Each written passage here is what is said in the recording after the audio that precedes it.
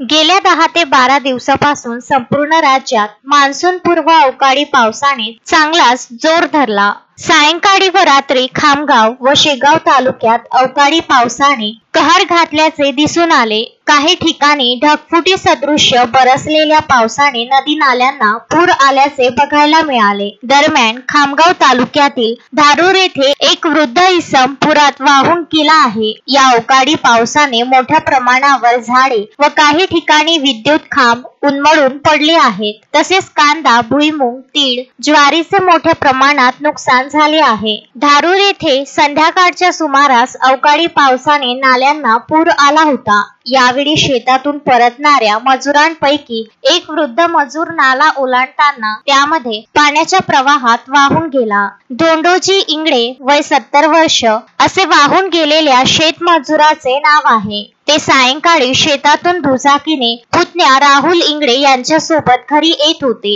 यावेळी धारूर ते अकोली या दरम्यान असलेल्या नाला ओलांडत असताना अचानक दुचाकी पाण्यात घसरून दोघेही पुराच्या पाण्यात वाहून गेले। मात्र राहुल बाल बचावला। त्याने धावत पडत घर गाठले व घडलेला प्रकार सांगितला। यावेळी गावकऱ्यांनी धाव घेऊन शोध सुरू केला। याची माहिती मिळताच खामगावचे तहसीलदार सुनील पाटील हे आपल्या पथकासह घटनास्थळी जाऊन शोध कार्य सुरू केले। पुरात वाहून गेलेली मोटरसायकल मिळाली, परंतु बुधवार सकाळपर्यंत धोंडू इंगळे यांचा शोध लागलेला नव्हता। काल धारूर गावामध्ये ढगफुटी सदृश्य पाऊस मोठ्या प्रमाणात झाल्यामुळे गावाजवळील पुलावरून 70 वर्षीय वृद्ध शेतमजूर या ठिकाणाहून वाहून गेला। रात्रीपासून प्रशासनानं गावकऱ्यांनी जर शोध घेतला, परंतु अद्यापही त्याची